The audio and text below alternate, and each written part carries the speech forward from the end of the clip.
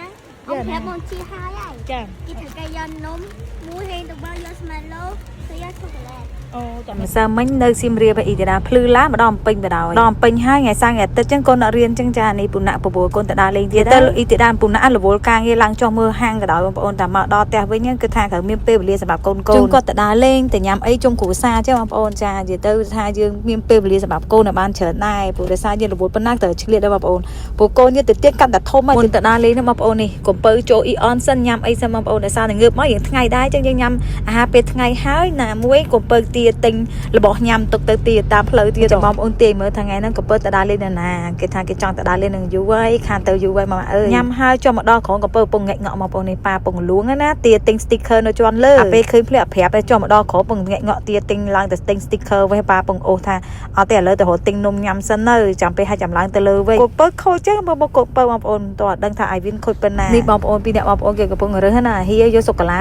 ទៅបងប្អូនគេយកស្អីខ្លះបងប្អូនរឿងរបស់ញ៉ាំមួយកំពើខ្ញុំបកែណាគេណែនាំឲ្យហៀគេយកណាយកណៃយើងសូកូឡាណាទៅអូនយកសូកូឡានេះទៅចែកគ្នាញ៉ាំអញ្ចឹងគេប្រកបណាបកែខាងប្រកបអាហៀគេទិញតាមមកដល់ខាងនេះវិញកំពើគេឃើញនេះបងប្អូនភ័យអូលីដែលខ្ញុំប្រើប្រាស់ជាប្រចាំថ្ងៃនេះចាមានភ័យអូលីភ័យអូមេហ្គា3ភ័យគាត់តាពាំងប៊ីជូជាផលិតផលរបស់ក្រុមហ៊ុនតែមួយបងប្អូនចាប្រេងនេះបងប្អូនមានគុណភាពល្អចាហើយពេលរបស់បងប្អូនទិញគឺបងប្អូនចំណាំតែមានរូបចាបចិត្តនៅលើដបចឹងភ័យអូលីនេះចំណុះ1លីត្រហើយយើងមានចំណុះ1លីត្រចំណុះ2លីត្រចាបងប្អូនចំណាំតែមានរូបចាបនិងរូបបេះដូងនៅលើកណ្ដុងចឹងប្រេងមានគុណភាពល្អបងប្អូនមានផ្សាយហឺតិចមិនកក់ខាប់មិនខ្ទាតខ្លាំងសំខាន់អត់ស្អិតជាប់ផ្ទះបាយទេអាចយកមកឆាមកចៀនបានបងប្អូនអំពងបងប្អូនអាចអំពងបានច្រើនដងតែម្ដងឡើងផ្លែឈើកំពើទាទិញផ្លែឈើចាតែពាំងប៊ីជូលើកទឹកចង្កោយកមកអូស្រស់ល្អបងប្អូនចាហើយខ្ញុំទិញ cherry ខ្ញុំទិញ strawberry ឲ្យកូនគាត់ញ៉ាំអញ្ចឹងណាតោះបងប្អូនទៅដើរលេងទាំងអស់គ្នា